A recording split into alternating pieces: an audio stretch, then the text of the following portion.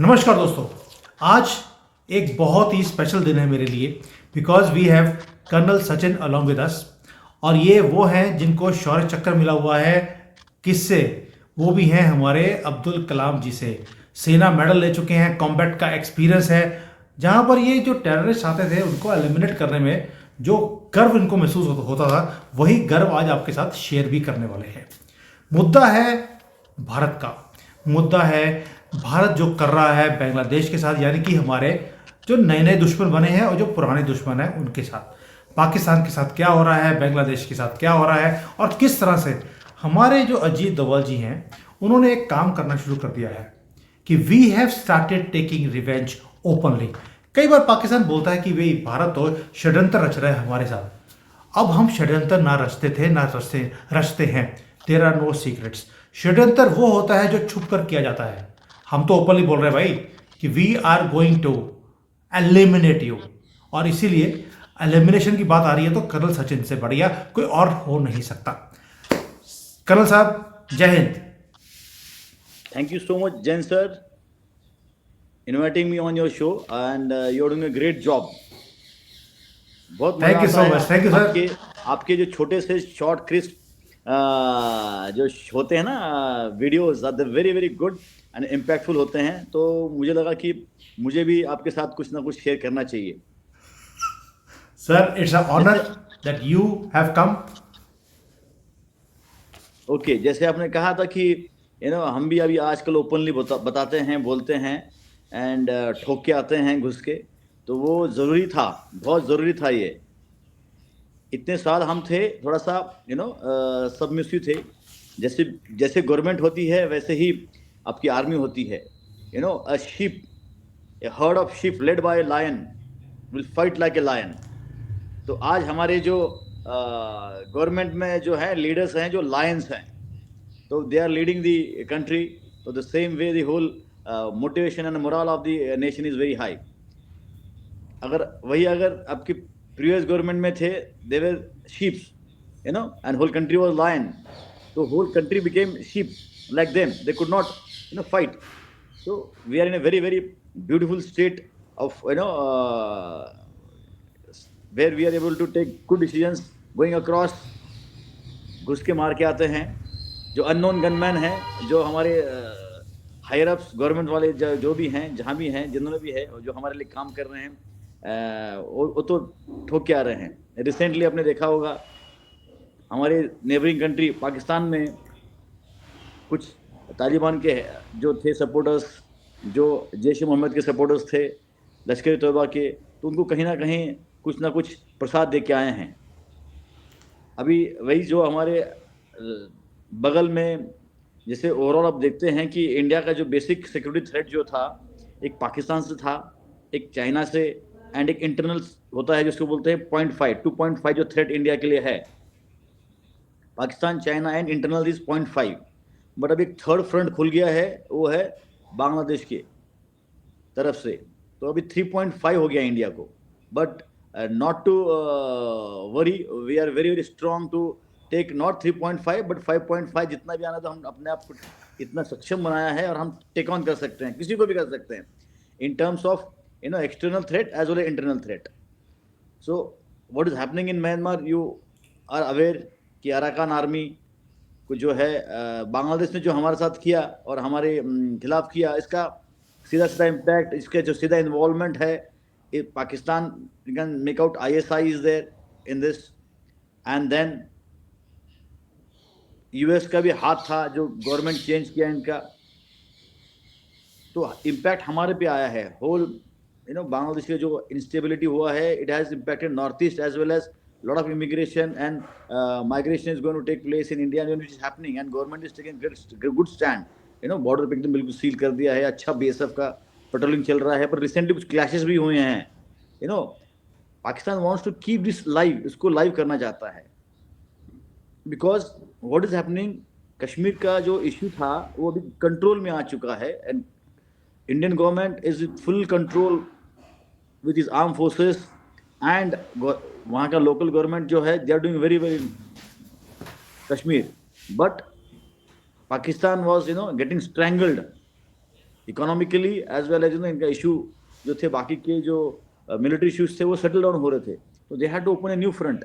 So therefore that is the new front is Bangladesh के साथ उन्होंने स्टार्ट करके ISI, which recently you heard the news कि ISI के जो officers, army officers, they came to Bangladesh and they went and recced the chicken neck area. तो वो कर रहे हैं because they want to open this front, but not standing that we are also prepared. तो you must have heard that there are a lot of unknown gunmen who are getting killing a lot of good people in Pakistan, and the same way Taliban is also giving run for the money to Pakistan in that Khyber Pakhtunkhwa area. तो तालिबान भी कुछ ना कुछ कर रहा है, तहरीक Taliban. And further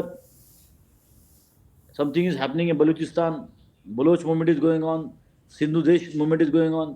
So we are not sitting quiet, and we should not sit quiet. It is just tit for tat. Earlier it was always peace, peace, peace. Peace is not without in a war. Price of war is peace. It is simple. General K V. Krishna Rao हमारे थे, उन्होंने कहा था prepare और perish. We have to be always prepared, otherwise will perish. Our civilization has been, almost got perished for thousands of years. We are facing so much of onslaught, right from, Alexander's, then came, Mughals. We are facing this civilizational clash. Since then, we have survived, and only Indian civilization which has survived till now. All over the world, the civilization which has survived is Indian civilization. बाकी तो सब खत्म हो गए हैं. अगर आप देखोगे, पर्शियन सिविलाइजेशन खत्म हो गया है, देन द इजिप्शियन सिविलाइजेशन खत्म हो गया है. We are only surviving civilization. So we are so prepared now and well because we always have resisted. Initially we are a civilization, we are inclusive. हम सबको लेके चलते हैं, भाई सबको आओ, जो भी आएगा यहाँ आइए, रहिए, and grow with us. This is what a Sanatani and Indus Valley civilization is. There is no clear-cut religion, or it is a way of life. It is not a religion. So we have always thrived on this, and still we are thriving, and we will. But things have changed in last 10 years, and it is for good. We have to assert ourselves. Earlier we used to be very submissive in our approach, but we have to be very, very assertive in our approach in overall foreign policy and in security aspects also. If foreign policy and security of a nation are good, then your country can prosper and grow economically.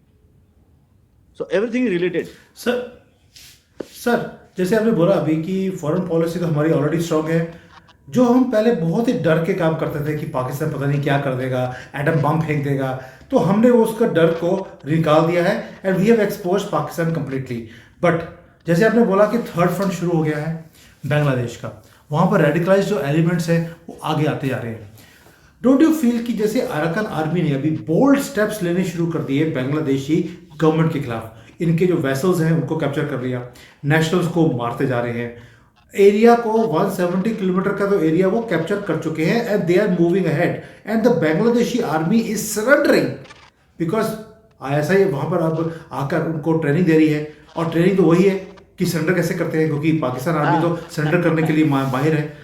तो आपको लगता है कि जो भारत का भी influence है, हमने देख लिया कि पाकिस्तान के अंदर तो हमने ऑलरेडी गनमैन हमारे काम कर रहे हैं, इधर बांग्लादेश के अंदर भी हमारे गनमैन भी हैं और अराकान आर्मी भी हमारे लिए काम कर रही है. यस, कर रही है. Why not? See, it is a game of chess. They have put us into third front, so we have put them into another front on Arakan side, Bangladesh ko. See, you cannot just take us for granted. We are much more stronger and clearer in our actions. अगर आप छेड़ोगे तो हम छोड़ेंगे नहीं. Simple. छेड़ोगे ठोकेंगे. Sir मुझे ये आपकी statement इतनी अच्छी लग रही है ना, अगर हमें छेड़ोगे तो हम ठोकेंगे, घर में घुस के मार के आएंगे, मुझे खुद करें, अननोन गनमैन से करवाएं या अराकान आर्मी से करवाएं, वो हमारे ऊपर छोड़ दीजिए।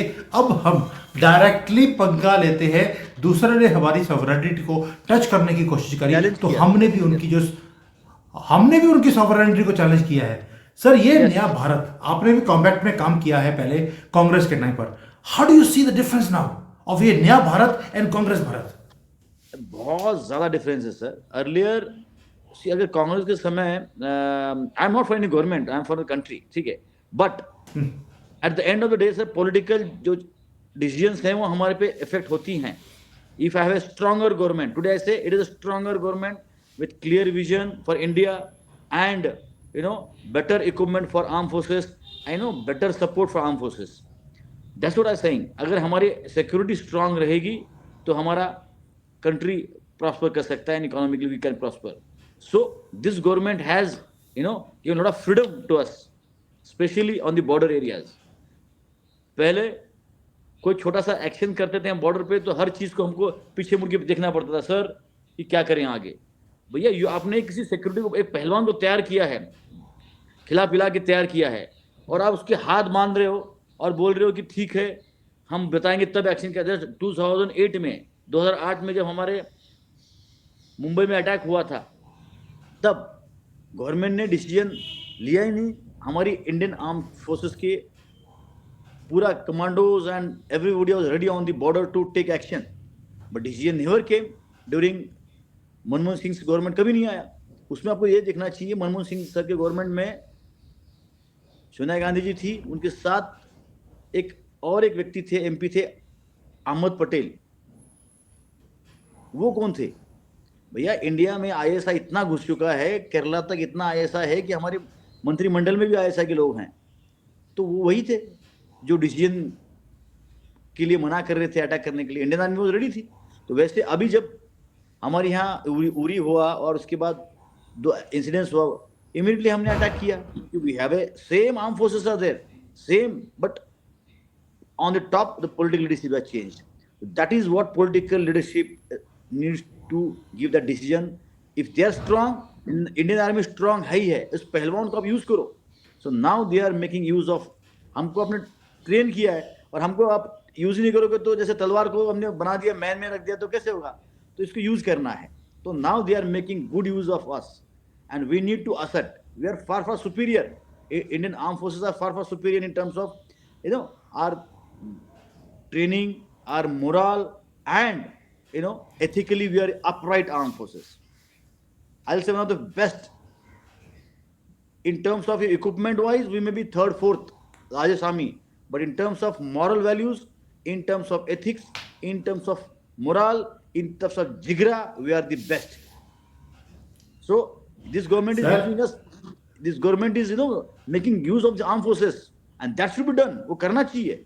क्यों नहीं करना चाहिए? आपने तैयार किया है, म्यान में तलवार रखोगे तो क्या फायदा? उसका यूज करो. This is what is this government has really changed, not only in terms of the freedom which they have given us to operate, but we are getting new equipment. Kargil war के बाद there was a committee which said कि equipment नया आना चाहिए. तो 15 साल equipment आया ही नहीं इंडिया में. 2014 तक इक्विपमेंट नहीं आया. एक एंटनी सर थे डिफेंस मिनिस्टर, जब भी कोई कॉन्ट्रैक्ट होता था वो साइन नहीं करते थे क्योंकि उनको डर था कि कोई किकबैक करेगा. तो इक्विपमेंट नहीं आ रहा था. और इंडियन आर्मी 15 साल कारगिल से लेके 2014 तक, जब तक ये नरेंद्र मोदी सर की गवर्नमेंट नहीं आया, तब तक तो कुछ इक्विपमेंट आ ही नहीं रहा था. Now after 14 you see the kind of equipment we are getting, and most important is we are आत्मनिर्भर now. We are making equipment in India. That is very good. आप देखिए 30% एक्सपोर्ट कर रहे हैं हम. 30% एक्सपोर्ट कर रहे हैं अपना. फिलीपींस को हमने एक्सपोर्ट किया है. Now we are exporting to Indonesia. हमने अर्मेनिया का एक्सपोर्ट किया है. सो नाउ 360 डिग्री चेंज हुआ है. जब इंपोर्टर थे हम, अभी नाउ हम धीरे धीरे एक्सपोर्टर बन रहे हैं. Not only in terms of equipment but technology also. We are doing drone का. हम अभी देखो, we have to learn lessons from what is happened in Russia and Ukraine war.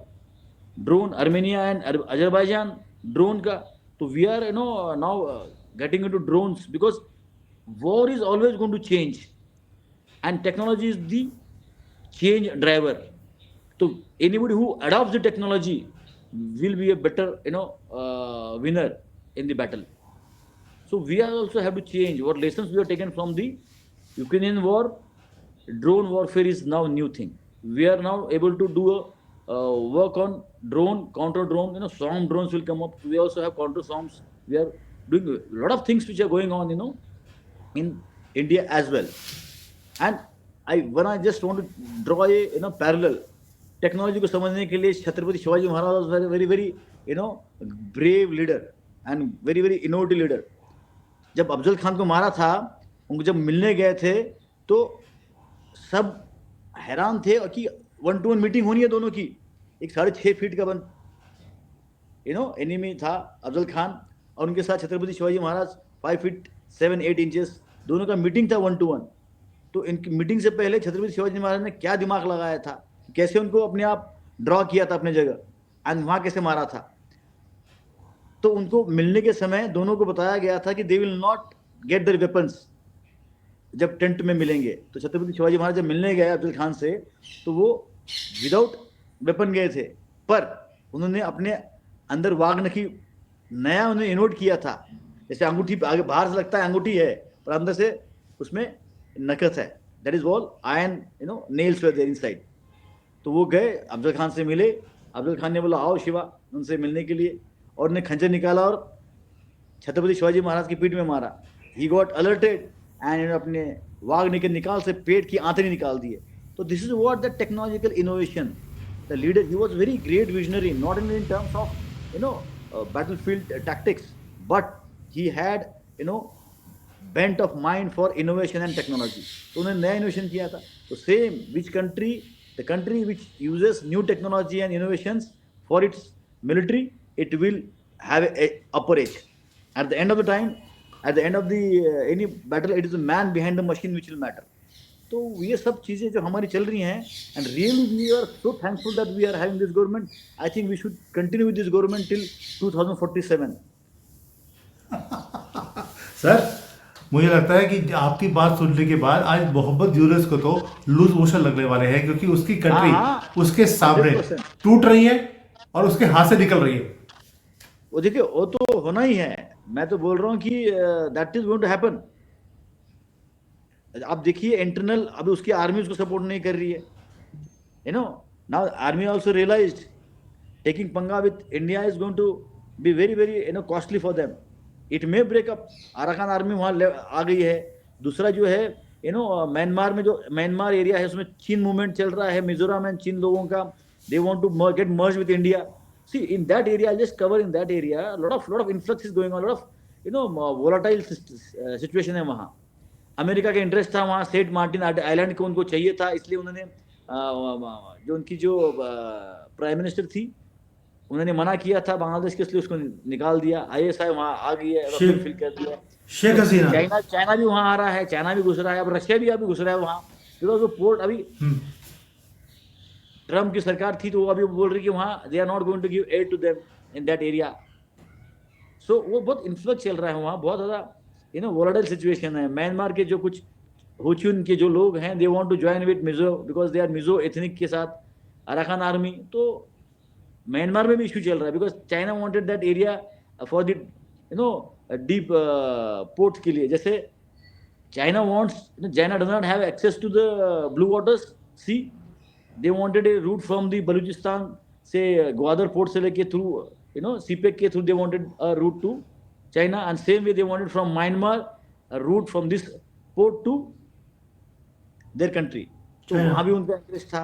तो it is very very volatile situation.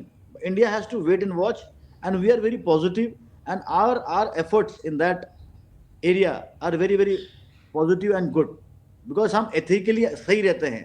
हम किसी को लूटते नहीं, किसी को मारते नहीं, किसी को जबरदस्ती नहीं करते हैं. इसीलिए हमारा जो स्टेटस है, मॉरल स्टेटस जो है हमारा बहुत हाई रहता है.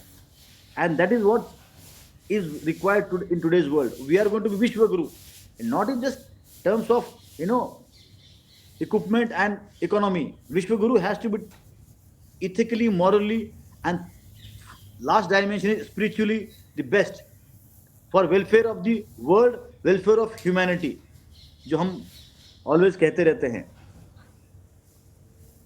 सर, मुझे बताइए ये चीज़, जैसे अरकान आर्मी है, उसने बांग्लादेश की वाट लगाई हुई है, लेकिन What अराकान आर्मी ने रिसेंटली जो चाइनीज हैं, जो उनके प्रोजेक्ट चल रहे हैं वहां पर, उसके ऊपर भी अटैक किया है। यानी कि एक स्ट्रांग मैसेज दे दिया बीजिंग को, हम आपकी दादागिरी इस एरिया में नहीं करने देंगे। यानी कि अराकान आर्मी वही कर रही है जो अजीत डोभाल करना चाहते हैं। वो कहते हैं कि मैं किसी को एस्टेब्लिश नहीं होने दूंगा Yes. अपने बैकयार्ड में। करेक्ट। तो वही तो है, मैं बोला ना कि इस गवर्नमेंट में जो हमारे जो टॉप बॉसेस है ना, जो best thing about Narendra Modi sir क्या है, इन्होंने ना right man for right job उन्होंने चुना है। You know he is excellent, that is the vision and beauty.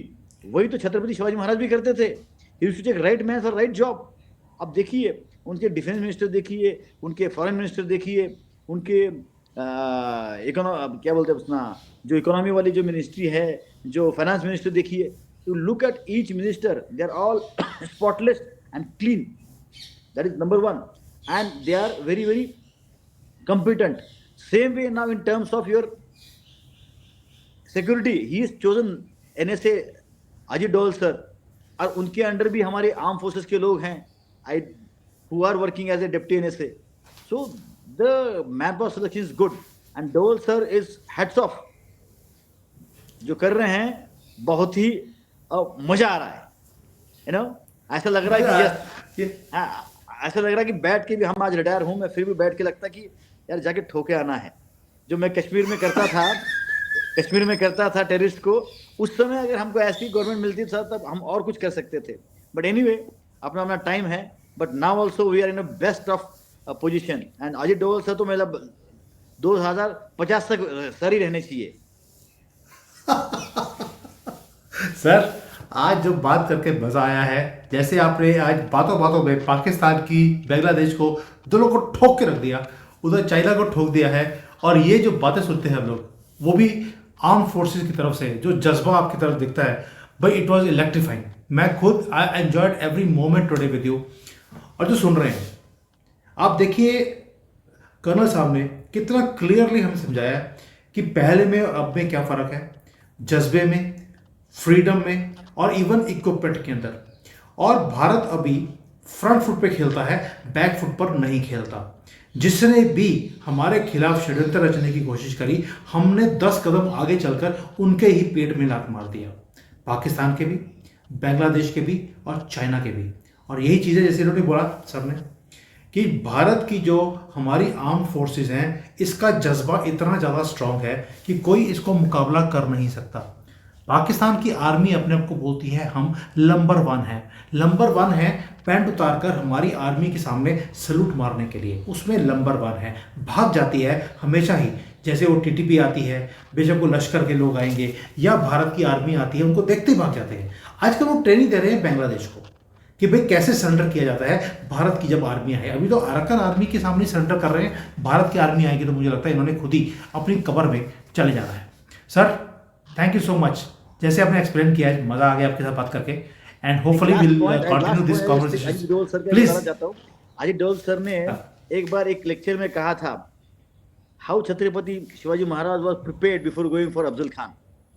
C, there is always a plan, you know, you work for plan enemy, so you have to know your enemy first, know yourself and know the terrain, जगह कैसी है।